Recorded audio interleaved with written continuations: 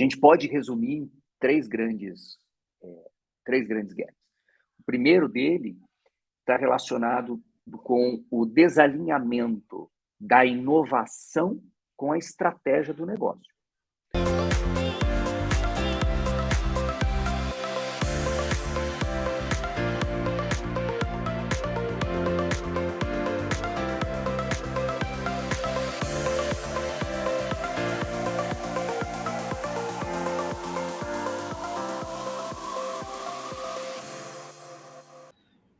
Olá, pessoal, eu sou Cláudio Cardoso e este é o Conexão OEC, o podcast do Programa de Inovação da Construtora. Aqui falamos de tecnologias que aprimoram a competitividade da nossa indústria. Hoje eu vou conversar com o Marco Perocco, que é sócio-diretor da InnoScience. Ele tem mais de 20 anos de experiência nas indústrias de telecomunicações, bens de consumo e mercado de capitais. Bom, ele atuou também como executivo em empresas como Accenture e Coca-Cola, liderando diversos projetos de transformação para empresas líderes em seus setores no Brasil, Argentina, Chile e Colômbia. Especialista em inovação, estratégia de negócios, tecnologia e gestão de produtos. Ele é formado em engenharia pela FEA, aqui de São Paulo, e tem um MBA na FGV, com especialização também na Stanford University. Marco, que prazer tê-lo aqui, cara. Muito obrigado. Prazer, Cláudio. Muito obrigado. Vamos lá. Olha, a gente vai começar pela InnoScience, tá? O que é que vocês fazem? Que valor vocês geram para o cliente e para a sociedade? Conta aí para gente. Vamos lá.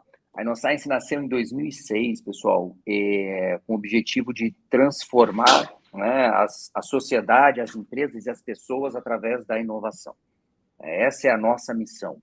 A gente é especialista na gestão da inovação corporativa. Então, esse é o tema que a gente respira, é o tema que a gente estuda a todo momento e que a gente produz, né, conteúdo para todos os nossos clientes e todos os nossos parceiros do ecossistema. Tá? Essa é a nossa praia, gestão da inovação corporativa.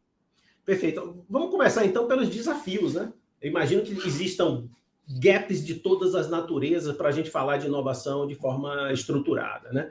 Eu imagino que no mundo leigo, que não é o nosso nem da nossa audiência, a nossa audiência tem um bom conhecimento, um certo conhecimento sobre os desafios de inovação, mas para o mundo leigo as pessoas pensam, não, inovação é uma invenção, ou acontece quase que por um lampejo, por uma centelha criativa, mas a gente sabe que nas indústrias sérias a inovação demanda estruturação. Então, eu acho que aí tem uma avenida para você falar de gaps, desafios. Que coisas você gostaria de destacar nesse caminho?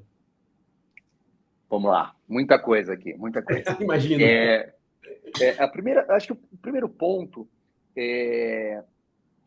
né, e a InnoScience entende que a inovação corporativa ela é um processo que pode ser medido, né, que tem que ser bem estruturado, que tem que ser melhorado, né, construído, enfim, não é algo etéreo. A inovação não é algo etéreo, não é uma coisa está relacionado à ideia, e sim com a transformação dessa ideia em resultados. Né? É muito mais sobre a ação, né, do que sobre a novidade dentro das empresas estabelecidas, que são, né, o nosso habitat. Né? Então, o que é importante, assim, a gente trazendo algumas informações, né? A inovação, ela assim, há muitos anos, né, a palavra da vez, né, dentro das organizações. As organizações cada vez mais precisam inovar para atender demandas de seus clientes, novas demandas, consumidores, pressões externas, disrupções, enfim, são diversas, e até a atração de talentos, são diversas razões que as empresas estabelecidas, ou seja, aquelas empresas que já têm um histórico de sucesso, de eficiência dentro de um modelo de negócio, né, único, precisam se reinventar, inovar, fazer coisas diferentes. E aí que vem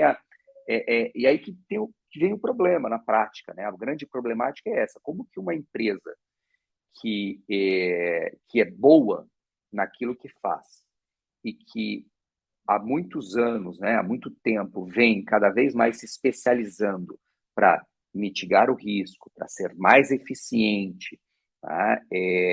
Fazer mais com menos dentro do negócio atual, consegue, né, trabalhar numa visão de maior incerteza, né, fazer coisas novas. É praticamente, né, um antagonismo dentro da gestão de um modelo de negócio. Né? Como você inova ao mesmo tempo que você, né, rentabiliza, né, um modelo de negócio seguro e existente. E aí, na hora que a gente coloca, a gente pensa, pô, todo mundo fala inovação, né, cada vez vejo inovação para tudo que é lado, né, até nos posts você vê, né, falando sobre inovação, e na prática, a inovação corporativa dentro das empresas estabelecidas, ela tem um resultado muito ruim.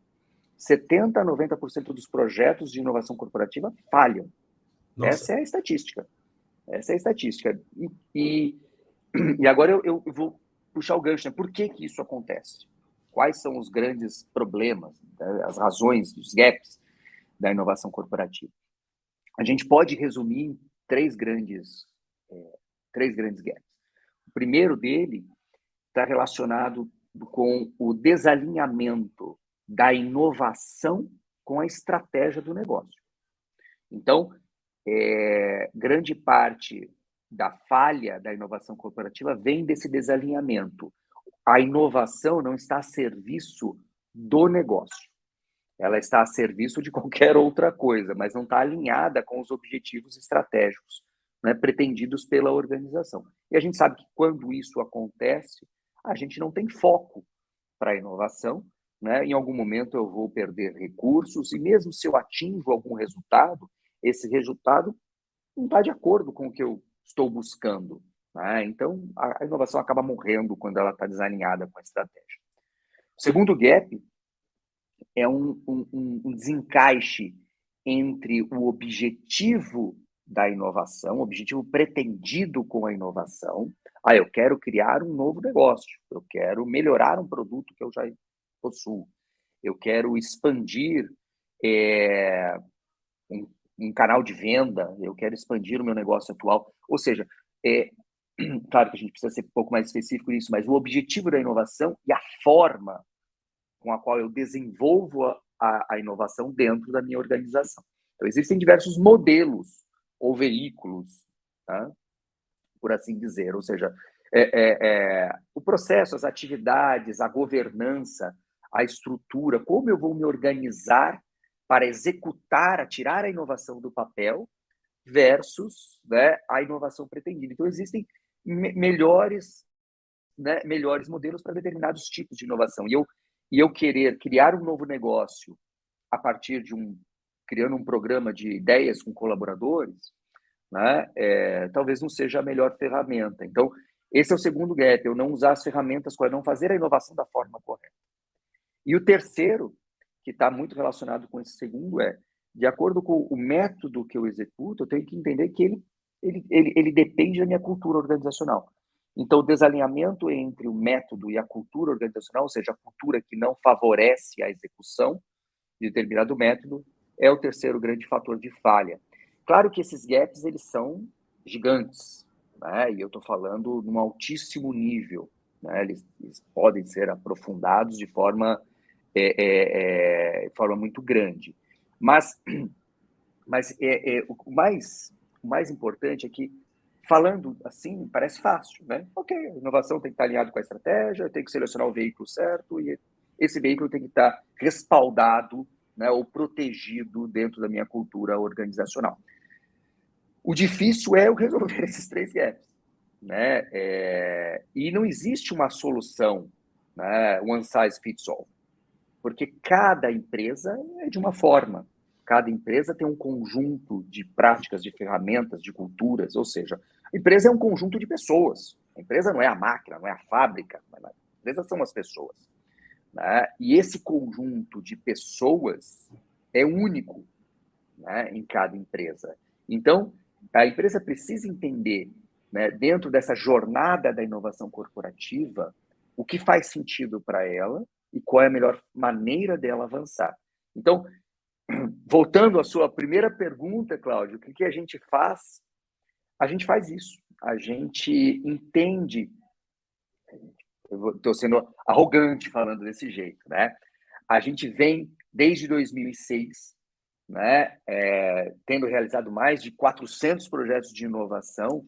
Nossa. Esse é o nosso desafio, entender, né, quais são as particularidades de cada organização que a gente trabalha, em que momento ela está e onde ela quer chegar e qual é a melhor forma de a gente ajudar eles nessa transformação, né?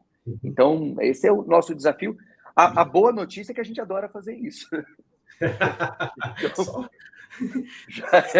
vocês seriam loucos mesmo, porque realmente é complexo.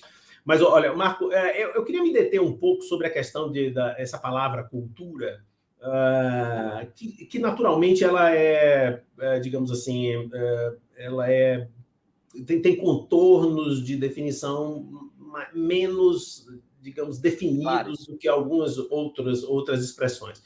Mas, particularmente, eu penso, quando penso em cultura, penso em comportamento, atitudes, hábitos, e que não são aspectos fáceis de provocar transformações que às vezes são necessárias, né? Não é porque simplesmente alguém de cima diz que é melhor, não, porque realmente são necessários. E aí, particularmente, dado esse breve contexto, eu não sei se seria forçar demais pedir para você, assim, que experiências você tem na área de construção, que eu acho que tem uma cultura específica. Antes do nosso papo aqui, a gente comentou, né? Poxa, o mundo financeiro, pela própria natureza, incorporou tecnologias digitais mais cedo do que outros segmentos, como, por exemplo, a área de saúde e da construção também. A construção, por outro lado, incorpora metodologias e processos com mais afinco, com mais necessidade desde o início. São os engenheiros, digamos assim, são exímios planejadores em detalhes, espetacular. O comentário que eu queria lhe provocar, no final das contas, puxa, a cultura da indústria da construção, vis-à-vis as transformações que são necessárias para, de fato, assumir obsessivamente uma busca pela produtividade por meio de novidades ou de outras melhores práticas, etc. Qual é a medida que você colocaria nisso aí, nesse ambiente? E mais uma última questão, me perdoe por estar me prolongando tanto, mas eu sei também que o regime da indústria é de alta pressão. Margens, normalmente, que se o cara der bobeira, os líderes de projetos, os líderes de negócio, se derem bobeira, perdem a margem. Então, tudo isso causa uma pressão enorme para a repetição de processos que já fazemos desde sempre, né? Esse é um cenário dessa questão aí bem complicado. Eu estou jogando um abacaxi no seu colo. Complicado, esse aí tá difícil. Como mudar a cultura, né? Cara, é um negócio complicado. Como é que vocês fazem? Eu vou trazer alguns pontos que eu acredito antes de discorrer sobre esse tema da transformação cultural dentro de uma indústria mais pragmática. E eu não vou nem falar, você falou assim, obcecado pela eficiência. Eu gosto de falar que é uma das indústrias obcecadas pela qualidade, pela segurança. Eu vejo mais dessa forma, porque eu comparo muito a indústria da construção com a indústria de óleo e gás, a indústria aeroespacial, ou seja, né, o próprio setor de máquinas industriais, assim, essa escola, né, da indústria de capital intensivo, tem muito engenheiro, enfim, claro que eu me identifico, né, como engenheiro também. Depois eu discorro sobre a transformação cultural, porque na verdade, eu não entendo como uma transformação, tá? O primeiro ponto cultura e inovação. Eu acredito em algo que é o seguinte: o que muda a cultura é o resultado da inovação. Então, eu não posso, sabe, eu vejo muito, converso com muitos clientes que eles, e todo mundo tem essa dificuldade, como é que eu transformo a minha, poxa, aqui a gente tem uma dificuldade tremenda para dar seguimento para novos negócios, para novas ideias, as pessoas insistem em fazer sempre do mesmo jeito, as pessoas têm uma mentalidade aqui muito antiga, uma mentalidade difícil, eu ouço de tudo, né? Nesses aspectos, né, na maior parte das vezes, mais abstratos para um engenheiro como eu, né? Comportamento, o mindset, né? Mas o meu ponto é, o que vai causar alguma transformação dentro de uma organização é o resultado. Não adianta eu querer mudar a cultura para gerar resultado. Eu não acredito nisso. Eu acredito que você tem que dar exemplos, você tem que, né, marcar alguns gols, e aí esse resultado que vai gerando, né, essas ondas de transformação, a empresa vai entendendo que aquilo é bom, que aquilo faz sentido, as pessoas, né, vão entendendo que aquilo faz sentido, e aí sim você vai mudando a forma das pessoas trabalharem, se comunicarem, né, interagirem, e essa forma vai facilitar o desenvolvimento da inovação. Esse é o primeiro ponto. O segundo ponto é, quando a gente fala de mudança cultural dentro de uma empresa estabelecida, eu acredito que você tem que ter 4 fatores para que exista realmente uma mudança de forma de agir, de comportamento das pessoas. Quais são esses 4 fatores? O primeiro fator é, você não tem mudança se essa mudança não vier do topo. O exemplo da liderança é essencial para que eu dissemine uma mudança cultural de comportamento, de forma de agir, de forma de pensar dentro da organização. Então, a liderança é o farol, né, de comportamento, de ação para qualquer empresa. Segundo ponto é que eu preciso, se eu espero que alguém faça algo de forma diferente, eu tenho que garantir que as ferramentas, né, que os processos, ou seja, que aquilo que é mais tangível, né, as políticas, elas permitam que as pessoas façam, né, as suas atividades de forma diferente da que elas fazem hoje. Então, eu preciso garantir que existe uma estrutura, né, seja do ponto de vista de processos, de políticas, de ferramentas, de equipamentos, o que quer que seja, que favoreça essa mudança, porque senão a pessoa não vai conseguir fazer, não vai conseguir mudar. Tá? Então, assim, eu já falei 2 pontos. A liderança deu exemplo e eu tenho um ambiente que permite essa mudança. Tá?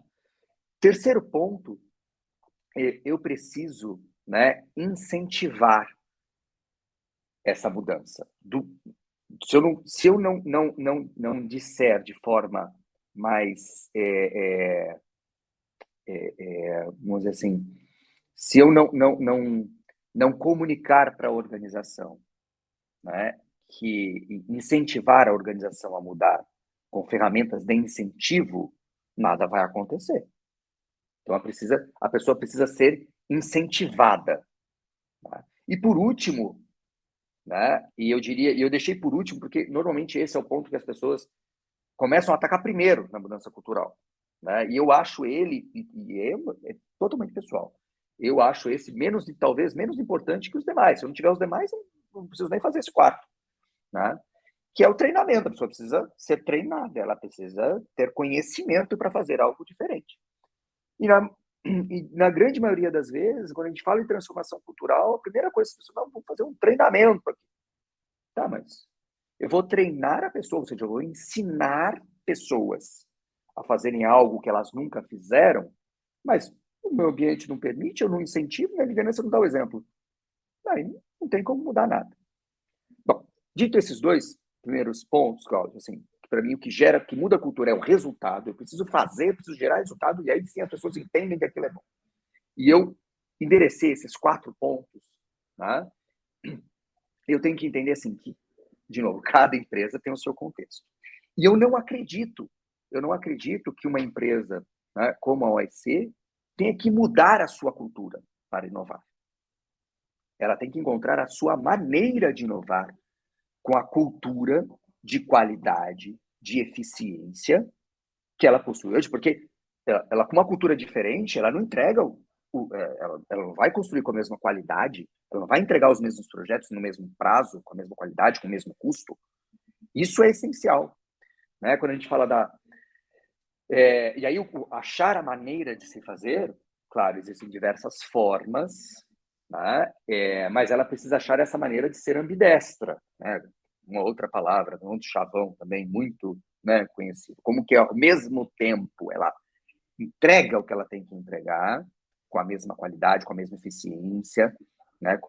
Enfim, com a mesma excelência, mas ela também consegue inovar, tá? Com a mesma cultura. Então, assim, é uma forma. Eu não acho que as empresas têm que se virar em startup. Não, startup não entrega o que a OIC entrega. Não é isso, né? A OIC precisa entender, eu estou dando um exemplo da OIC, mas essa empresa estabelecida, né, precisa entender qual é a forma dela inovar. E a mudança cultural, né, ela não é uma mudança cultural de que eu tenho que perder aquilo que eu sou bom. Não, não, isso nunca. Né? Eu tenho que adquirir novos conhecimentos e novos modelos mentais para que eu faça ambos. E sempre dentro das organizações, né, em alguns momentos, vão existir divisões de papéis e responsabilidades e estruturas para que isso funcione. Né? As melhores práticas da ambidestrias, na verdade, partem de uma separação estrutural no topo da organização, onde uma parte da empresa faz o que é inovação e a outra parte faz o que é o base business. Tá? Estou dizendo que essa é a melhor prática para todo mundo, mas é um modelo. É um modelo. E eu tenho modelos que são mais horizontais, todo mundo faz a mesma coisa, lidera um ou outro. Mas eu não acredito, né, sobre que a pessoa tem que transformar, essa palavra é muito forte, e se coloca um peso nas organizações de que o que elas estão fazendo está tudo errado, não sou bom. Não, não é isso. Está longe de ser isso. Excelente. Maravilhoso, Marco. Eu vou abusar aqui um pouquinho de você na parte, digamos, didática, porque eu percebo que você tem uma capacidade muito legal de organizar essas ideias que são tem um grau de complexidade razoável, né? Não é uma coisa simples. Mas, e aí eu queria explorar, assim, essa questão digamos, de business incubation e inovação aberta, né? Quer dizer, a inovação aberta, digamos, de fora, de dentro para fora, no sentido de buscar, e de fora para dentro, no sentido de trazer cultura, da gente consumir inovação, conviver com lógicas que são distantes, às vezes, das organizações, né? A lógica do startupeiro, né? Do pequeníssimo empreendedor, enfim, esse é um lado. E o lado da gente identificar necessidades e, ao mesmo tempo, desenvolver a própria novidade, a própria inovação internamente. O que me chama a atenção nesses dois polos é exatamente uma questão que, de certo modo, é até auto-evidente com a palavra inovação.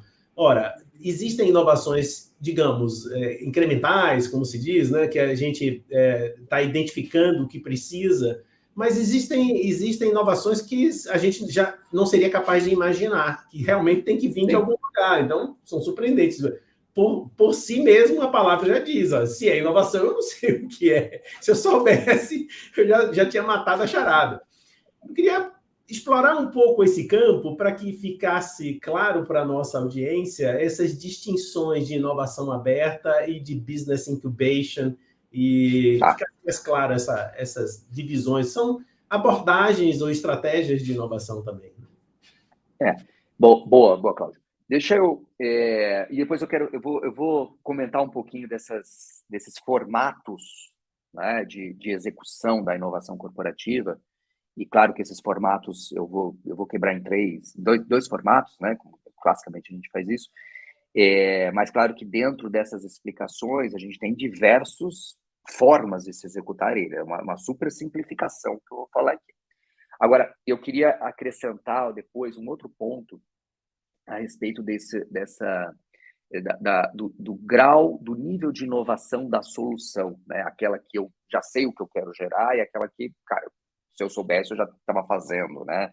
O nível de novidade, tudo isso, de criatividade, de genialidade, dentro da inovação, né? Do valor que é dado para isso, né? Dentro do processo. Primeiro ponto, né? Quando eu falei que a gente tem formas diferentes de se executar a inovação corporativa, a gente costuma dividir essas formas em 2 blocos. Tá? Um bloco que é a inovação. Vou simplificar, acho que vai ficar mais didático aqui, Cláudio. Né? Três grandes blocos, assim, levando em consideração 2 variáveis. Né? Se a gente conseguir uma matriz aqui com de 2 eixos, num eixo eu vou colocar da onde vem a solução, a origem da solução, né? E no outro eixo eu vou colocar quem executa a inovação. Tá? Então a gente consegue gerar 3 grandes, né? Cruzando essas variáveis, a gente gera 3 grandes blocos aqui. O primeiro bloco é a inovação. A inovação vem de fora, a solução está fora da empresa e eu vou consumir essa solução e aplicar dentro da minha organização. Ou seja, eu vou resolver um problema ou endereçar uma oportunidade latente interna com uma solução que vem de fora da organização. A gente chama isso de inovação aberta.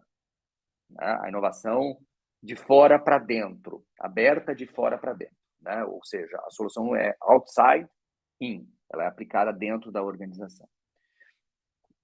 Existe a inovação, né, que ela nasce dentro de casa e ela é aplicada para um problema interno também da organização.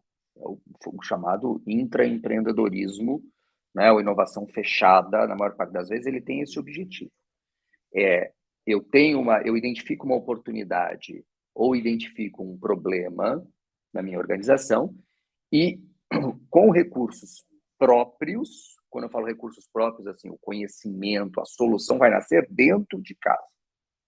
Então, esse bloco, né, é um bloco talvez mais tradicional e mais conhecido, porque dentro de uma empresa, né, de engenharia, ele é a melhoria contínua dos processos.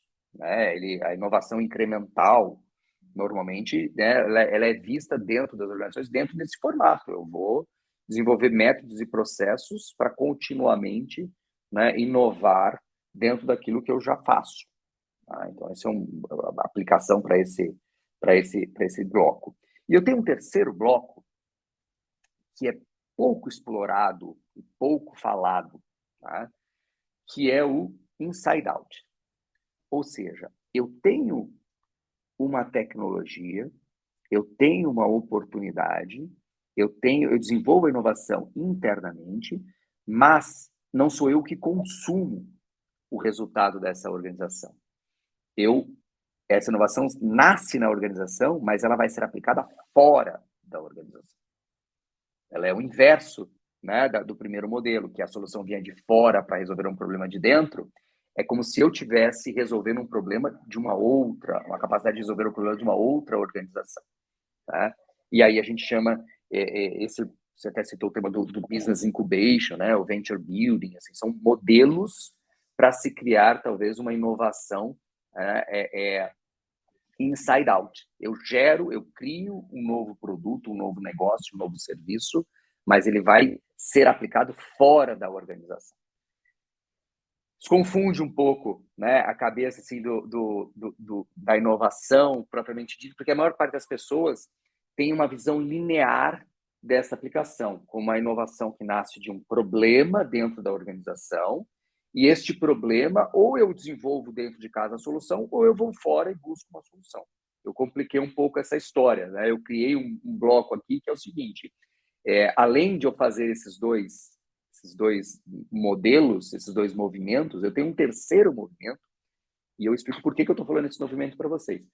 que eu tenho uma capacidade de gerar soluções para fora da minha organização. Empresas, né, de conhecimento, desenvolvimento de tecnologia como a OEC, são as empresas que mais desenvolvem esses modelos, né, inside out. A gente trazendo um exemplo de uma indústria muito conservadora, a indústria de commodities, né, a indústria da mineração.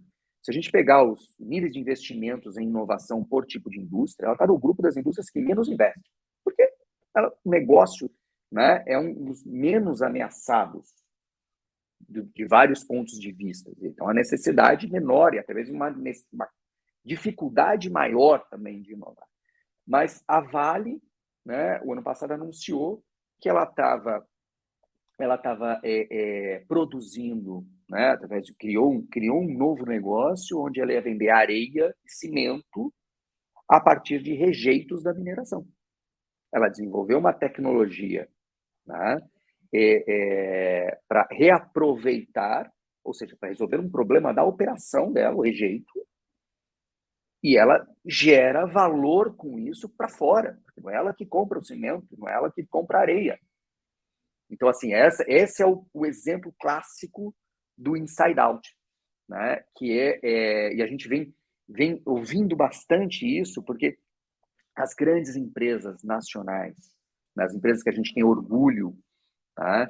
Que são desenvolvedoras, que promovem o nosso país, são desenvolvedoras de tecnologia, elas têm uma grande capacidade e vocação para isso. Tá? Com relação à inovação de fora para dentro, que a gente também ouve muito falar, os programas com as startups, as conexões com as startups, né? Trabalhar com empresas totalmente diferentes, existem processos e métodos para que essa conexão dê certo, mas a gente nunca pode esquecer que é um ganha-ganha, né? Tem que ser bom para a empresa e para a startup também. A gente precisa organizar esse modelo, né, da melhor forma possível. Não sei se eu compliquei muito, Cláudio, Nossa, essa visão. Marco Perocco, olha, não temos como agradecer a sua contribuição. É uma verdadeira aula aqui, muito oportuna para o nosso momento também, um momento de estruturação, de organização de algo que já tem uma longa tradição, está no DNA da organização, você tem razão, e é momento de dar novos passos, de criar mais proatividade e mais assertividade, talvez, nesses desafios. Então, o seu depoimento aqui, suas considerações e suas sacadas também diferentes, acho que contribuem muito para a gente. Marco, muito obrigado a você e a InnoScience. Eu que agradeço, Cláudio, eu que agradeço. Muito obrigado, pessoal. E, assim, eu queria só ressaltar, né, um ponto que eu acho importante para todo executivo, né, todo colaborador de uma empresa estabelecida, né, eu acho que a gente vem sendo, as pessoas vêm sendo bombardeadas com uma visão assim, com mensagens de muitas vezes oportunistas a respeito da inovação, né? E podem pensar, cara, tudo que eu estou fazendo errado, agora eu tenho que fazer tudo diferente. O que é esse negócio de inovação? O que é isso? Assim, eu tenho certeza, né?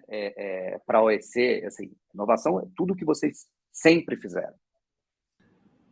Chegamos ao final de mais um Conexão OEC. Hoje eu conversei com Marco Perocco, que é sócio-diretor da InnoScience, uma conversa muito esclarecedora sobre os diversos desafios da inovação, as diversas facetas da inovação.